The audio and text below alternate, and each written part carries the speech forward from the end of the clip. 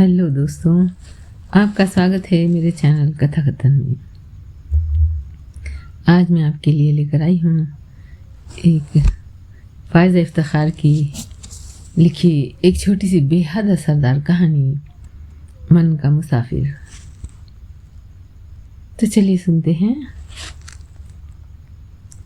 दिलशाद उस वक्त अपने छोटे से आर्ट स्टूडियो में बैठा हुआ था और काफ़ी देर से ग्लास डोर के उस पार मौजूद लड़की को देख रहा था, जो स्टूडियो के बाहर एक चबूतरे पर बैठी थी।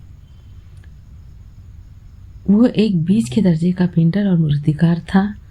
कुदरती मनाजिर और इंसानी खूबसूरती से उसे गहरा लगाव था। कुछ महीनों से उसे एक ऐसे चेहरे की तलाश थी जिसकी खूबसूरती में एक अछूतापन हो। मैले कुचैले कपड़ों में लिपटा हुआ मासूम सा हुस्न, जो यकीनन मुहज़्ज़ब यानी कल्चर्ड दुनिया में मिलना मुश्किल था। इसलिए अक्सर वो अपने छोटे से स्टूडियो से निकलकर रेलवे फाटक पर, कभी जंगली बस्ती में और कभी खाना बदोशों की झुग्गियों में खोजता फिरता था कि शायद किसी गुदड़ी में लाल मिल ही जाए,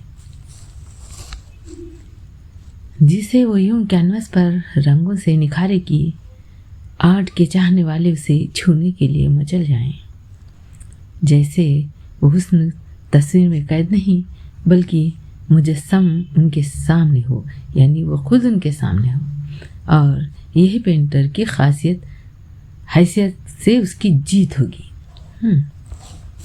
जिस मकाम पर वो इस वक्त था वो उसकी मंजिल नहीं थी, उसे आगे बढ़ना था। जिंदगी के हवाले से उसके कुछ सपने थे जो उसने अपनी मोहब्बत नीदा के संग देखे थे, मगर उसकी ताबीर पाने के लिए उसे जीतनी थी हर हाल में एक इंटरनेशनल नुमाइश, जो उससे सिर्फ 2 महीने की दूरी पर थी। और उस लड़की को देखकर लग रहा था कि आज उसकी तलाश खत्म हो गई। वो स्टूडियो का दरवाज़ा धकेलता हुआ बाहर निकल आया। ऐ लड़की, सुनो, मेरे लिए काम करोगी? दिलशाद उसके सामने आ खड़ा हुआ। ए साहब, लड़की वड़की ना कहो, रखी नाम है मेरा। वो गन्ने को दांतों से छीलते हुए उसे टोक गई। दिलशाद ने उसे गौर से देखा। वो मुश्किल से 19-20 साल की लड़की थी। मैले से गुलाबी कपड़ों में थी। वो कपड़े उसके बदन पर काफ़ी चुस्त थे, शायद किसी की उतरन थे। बहुत मासूम सा हुस्न, मगर लहजा बड़ा कटीला था। अंदाज में एक बेनियाजी सी थी जो देखने वाले को ठिठकने पर मजबूर कर देती थी। दुपट्टा बेपरवाही से दाएं शानी पर पड़ा था और वो अपनी भेड़ बकरियों को पुचकारने के साथ साथ गन्ना खाने में मगन थी। तुम खाना बदोश हो? दिलशाद ने नरमी से पूछा। वो हर हाल में उस लड़की को काम के लिए रजामंद करना चाहता था। नहीं तो क्या मैं महिलाओं की लगती हूँ? अब की बार भी रखी ने टेढ़ा जवाब दिया। तुम क्या आराम से बात नहीं कर सकती? उसका लहजा अब भी धीमा और नर्म था। ये साहब, दुनिया हमें जूते की नोक पर रखे है। टके टके का समझे है तो हम काहे कारण से बात करें? और तुम भी क्यों हमारा रास्ता खोटी करे हो? तुम्हारी बकबक से सब भेड़ बकरियां इधर उधर मुंह मार गई। परली तरफ वाले मालिकों की है ये।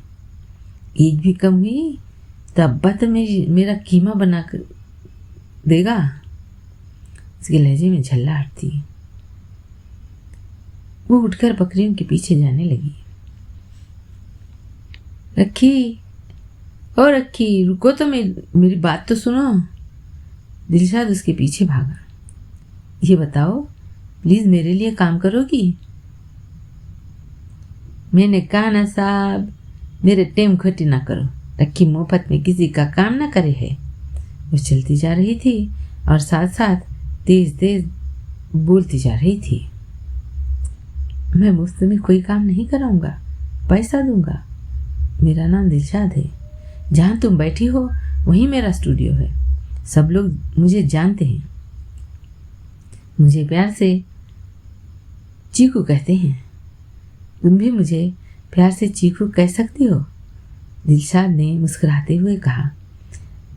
नरमी हमेशा से उसके मिजाज का हिस्सा रही थी, मगर उसका इतना कहना गजब हो गया। रखी पटरी से उतर गई। ऐसा प्यार की बात छोड़ो, पैसे की बात करो। प्यार से पेट नहीं भरे है। ये भूखी है जो भिखारियों की तरह घुमाए फिरती है। ठीक ठाक पैसे दोगे तो रखी काम करेगी, वरना नहीं। वैसे काम क्या है? आखिर वो मतलब की बात पर आ ही गई। यहाँ रास्ते में बात करना मुनासिब नहीं। अगर मेरे स्टूडियो चल सको तो मेहरबानी होगी। मगर रखी न मानी। पहले उसे भेड़ बकरियां छोड़कर आनी थी। दिलशाद भी संग हो लिया। उसे डर था कि जो तलाश इतनी मुश्किल से ख़त्म हुई है वो फिर से न जारी हो जाए।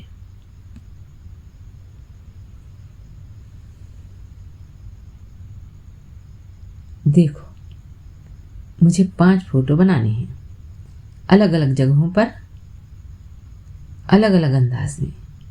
2 इसी स्टूडियो में, 1 रूही गांव में, 1 तुम्हारी झुग्गी के पास और 1 गुलमोहर के पेड़ के साए तले।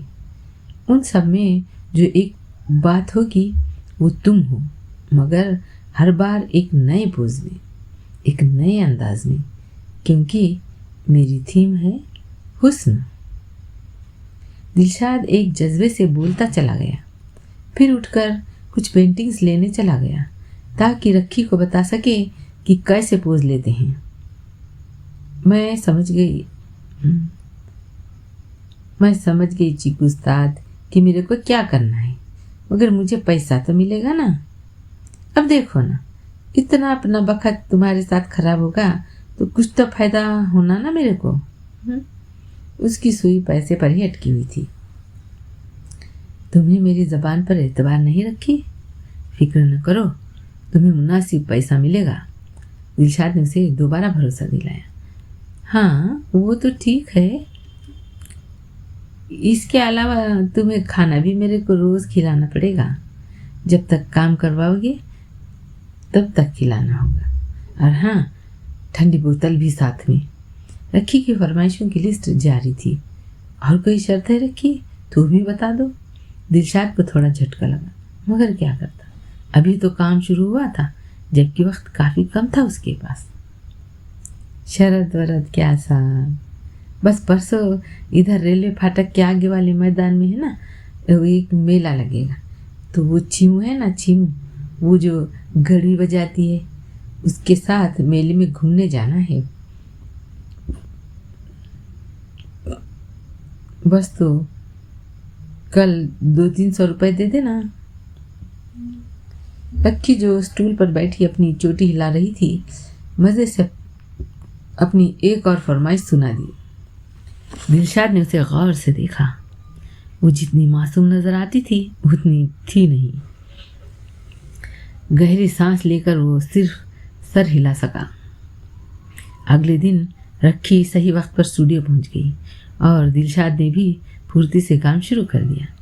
पहली 2 पेंटिंग्स उसे स्टूडियो में ही बनानी थी कि उसमें सिर्फ रखी का चेहरा ही स्केच करना था। हर पेंटर की कोई ना कोई खासियत होती है।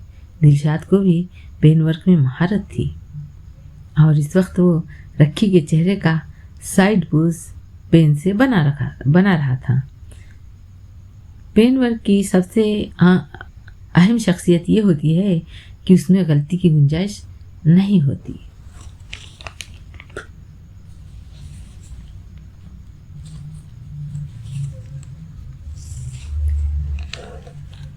बेशक रखी का नाक नक्शा दिल को भा जाने वाला था। वो जैसे जैसे उसके नए नक्श खोलता जा रहा था, वैसे वैसे उसके हुस्न में डूबता जा रहा था। वो वाकई ऐसी थी कि अपने हुस्न से किसी को भी बांध सकती थी। फिर एकदम उसके दिल ने उसकी क्लास ली। जो लड़की उस वक्त उसके सामने मौजूद है वो सिर्फ पैसों की वजह से है। एक खाना बदोश जिसका कहीं मुस्तकिल ठिकाना नहीं होता, और वो तो खुद वैसे भी निदा से मंसूब यानी एंगेज था, जो उसकी कजिन भी थी। वो दोनों स्केचेस 2 दिन में बने थे। अपनी हसास और केयरिंग नेचर की वजह से दिलशाद ने खुद जितनी दफ़ा चाय पी उसे भी पिलाई, और उसकी फरमाइश पर दोनों दिन खाना होटल से मंगवाया, और साथ में ठंडी बोतल भी। जब स्केचेस मुकम्मल हुए तो रखी उन्हें देखकर उछल पड़ी। अरे हाँ, ये चीकू साहब, ये मैं हूँ, इतनी खूबसूरत।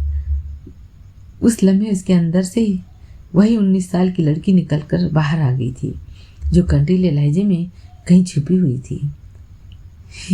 ये तो ऐसे लग रही है जैसे फिल्म की हीरोइन है ना। वो देखकर खुश हो रही थी। हाँ, ये तुम हो। दिलशाद दिलकशी से मुस्कुराया। उसकी मुस्कुराहट बड़ी जानदार थी। इसीलिए तुम मुझ पर मर मिटे थे ना। रखी खुशी से इतराई।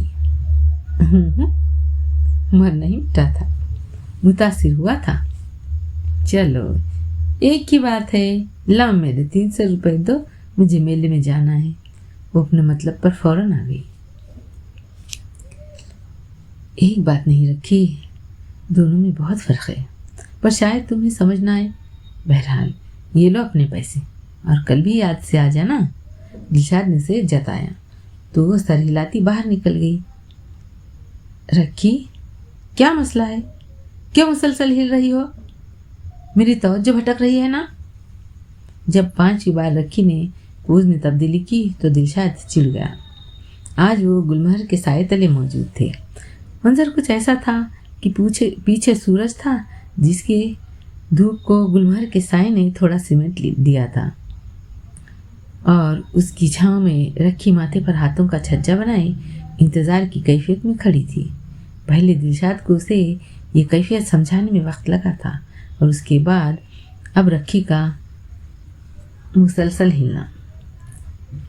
मैं क्या करूं चीकू साहब, इधर ये तुम्हारे घर में तो वो मटकी कुगुती थी और तुम तस्वीर बनाते थे, इधर क्या की चीज़ को ताड़ूं। कभी कौवा सर पे से काय करता जा रहा है, तो कभी सूरज आंखों में घुस रहा है, कभी पैर में कुछ काट रहा है। रखी उससे ज़्यादा चिड़ी हुई थी। दिलशाद ने सर पर हाथ मारा और पास आकर उसे समझाने लगा। देखो रखी, तुमने मुझे घूरना है, ठीक है ना। अपनी नज़र भटकानी है ना, अंदाज बदलना है, बस मुझे देखती रहो। रखी ने उसके कहने पर मज़े से आंखें पटपटाई, और फिर वाकई उसके हाथ एक मशगल आ गया। वो कभी चीकू को एकटक देखती रहती, कभी उसको तंग करने के लिए पलकें झपकाती रहती, और फिर दिलशाद के टोकने पर मासूम बच जाती। क्या करो साहब, वो आंखों में दर्द हो रहा है ना। ये और बात कि इस आंख मिचौली में खुद रखी को पता न चला कि उसे चीकू साहब कितना अच्छा लगने लगा है। आड़ी मांग निकाले, सलीखे से बनाए बाल, पतलून कमीज पहने, बाबू बना हुआ, उसके नक़ूश को अपने रंगों से चमकाने में मगन वो उसे देखे जाती। उस तस्वीर के बाद दिलशाद ने 2 तस्वीरें और बनाई, एक झुग्गियों के पास और एक दूसरी रूही गांव में। पहले वह अच्छा पोज देने के लिए वो उसे देखती रहती थी, और फिर वो ये देखते रहना जैसे उसके लिए इबादत बन गया। दिलशाद ने भी इस पूरे अरसे में अपनी केयरिंग नेचर की वजह से उसका पूरा ख्याल रखा। न सिर्फ खाने पीने को, बल्कि अगर काम के दौरान शाम हो जाती तो वो खुद उसे उसकी झुग्गी तक छोड़ कर आता। यही नहीं, बल्कि रखी बहाने से उससे पैसे भी लेती रहती थी, और वो भी उसकी मदद कर दिया करता था। रखी को लगता था कि वो उस पर मर मिटा है, इसलिए इतना मेहरबान है, जबकि दिलशाद के दिल में क्या है वो इससे अनजान थी। फिर वो दिन भी आया। जब उसे नुमाइश के लिए रवाना होना था। जाने से पहले वो रखी को बता गया था कि वो वापस आकर उसका मुआवजा यानी मेहनताना उसे दे देगा। वो क्या गया, रखी को लगा उसका दिल भी उसके साथ हो लिया। हर पल उसकी निगाहें चीकू को खोजती रहती थी। रात को जब वो अपने कामकाज से फारिग होकर अपनी चारपाई पर लेटती तो चीकू साहब के मुस्कुराते लब और चमकती आंखें छम से उसके ख्यालों में उतर आती। उसने कहा था, सब प्यार से मुझको चीकू कहते हैं, तुम भी कह सकती हो। और वो दिल ही दिल में चीकू का विर्द करते करते सो जाती। महीने से ज़्यादा हो चला था मगर वो अब तक वापस नहीं लौटा था। रखी के तो जैसे सारे शौक़ मर गए थे। सजना संवरना, मेले में घूमना, छेमू के साथ जाकर सैर सपाटे करना, वो सब भूल चुकी थी। अब तो उसे जब भी मौका मिलता वो स्टूडियो के बाहर आकर बैठ जाती। कुछ ही फासले पर गुलमोहर का पेड़ था। उसे उस पेड़ से भी खास लगा हो चला था। यहीं पर तो पहली बार चीकू उसके दिल को भाया था। 2 महीने पहले ये पेड़ अपने जौबन पर था, गुलमोहर के फूलों से लदा फंदा, और अब उसका एक हिस्सा बिजली के तारों में आग लगने से झुलस कर काला हो गया था, बिल्कुल उसके दिल की तरह सुलगा हुआ। मगर एक चीज़ उसे हर रोज़ हैरान करती थी कि चिड़िया गोल की सूरत में उस जले हुए हिस्से पर आकर बैठ जाती थी। जाने क्यों, हालांकि उसकी काली रंगत होती, शाखों पर तो एक पत्ता तक नहीं था।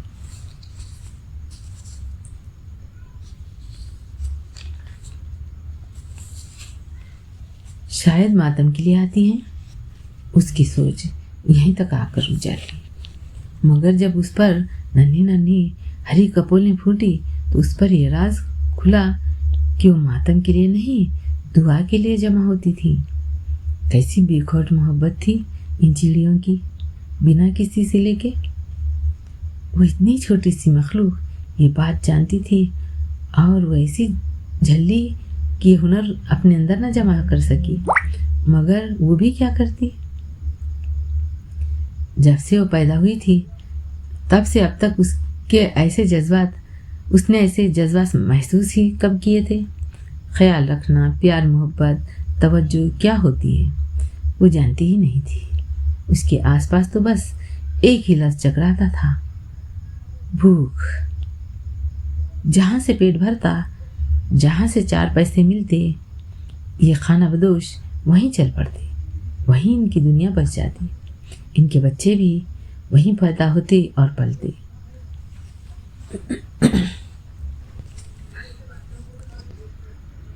मगर मुझे इस भीड़ का हिस्सा नहीं बनना। मुझे भी मोहब्बत की ऐसी दुआ पढ़नी है, यहाँ इसी तरह बैठकर कि जब चीकू साहब आए तो मैं उन्हें बता दूंगी कि रखी को उनसे प्यार है, बहुत प्यार है। वह आहिस्ता आहिस्ता खुद कहती जा रही थी और कच्ची मिट्टी में आड़ी तिरछी लकीरें खींचती जा रही थी।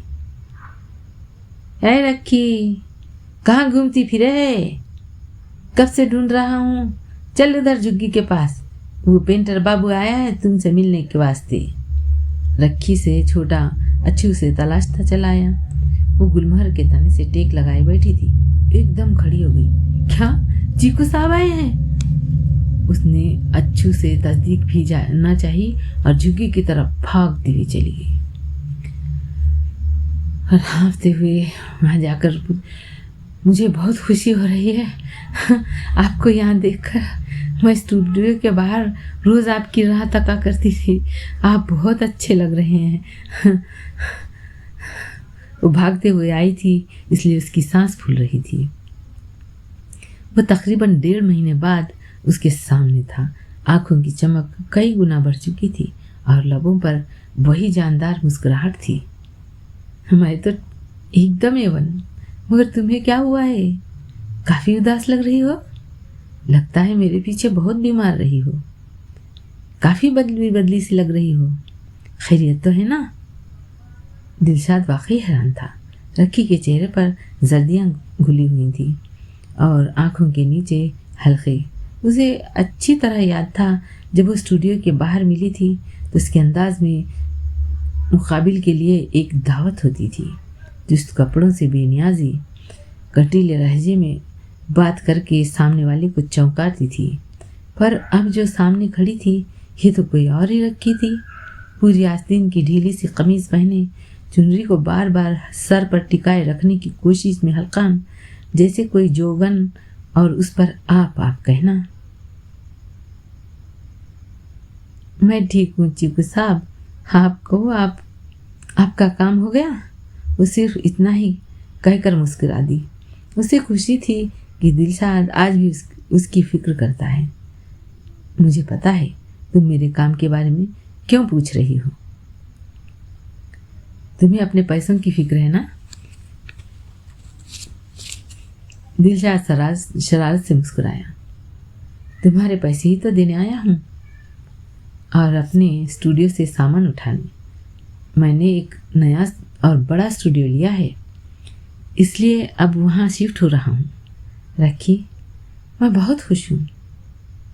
तुम सोच भी नहीं सकती कि उन तस्वीरों को कितनी तारीफ मिली है। सच, मैं लाइट में आ गया हूँ। मेरा मतलब है कि मैं मशहूर हो गया हूँ। उसने जुमले को सही किया ताकि रखी की समझ में आ जाए। साहब, आप यहाँ से चले जाओगे?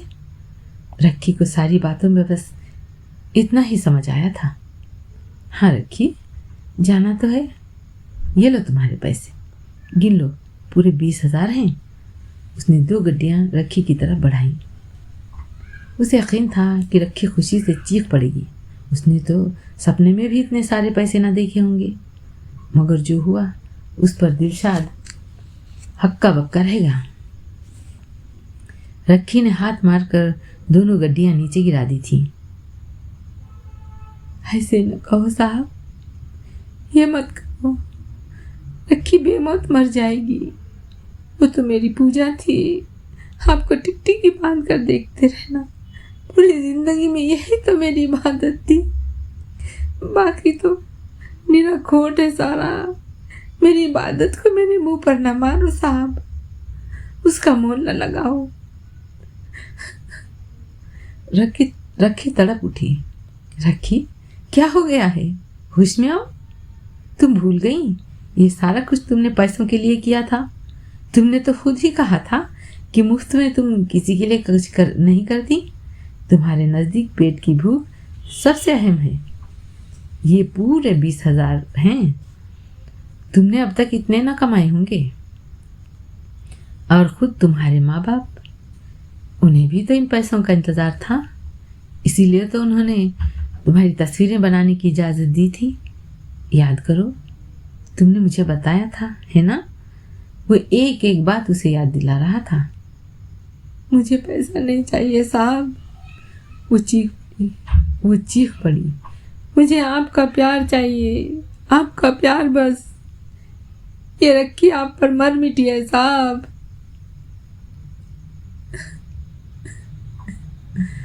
रखी ने दिलशाद के हाथ पकड़ लिए।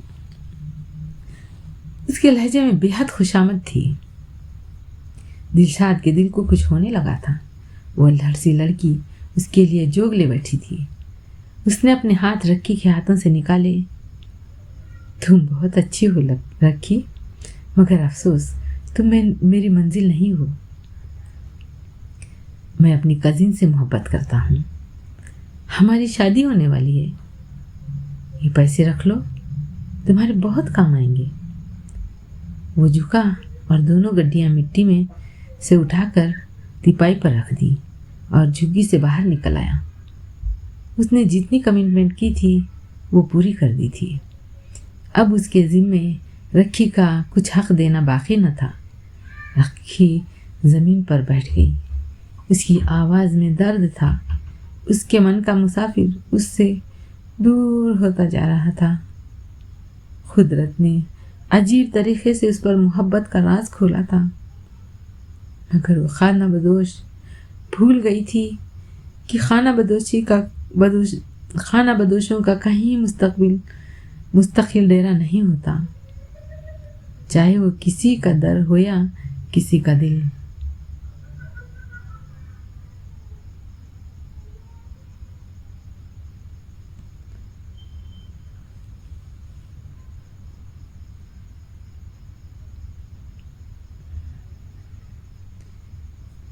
देखिए दोस्तों, आपको ये कहानी कैसी लगी? अभी आप सुन रहे थे फाइज़ा इफ्तिखार की लिखी कहानी मन का मुसाफिर। आपको ये कहानी कैसी लगी कमेंट करके बताइए। अगर अच्छी लगी तो लाइक कीजिए, शेयर कीजिए और हमारे चैनल को सब्सक्राइब कीजिए। इसी प्रकार की कहानियाँ सुनने के लिए हमें कमेंट करके मोटिवेट कीजिए। धन्यवाद।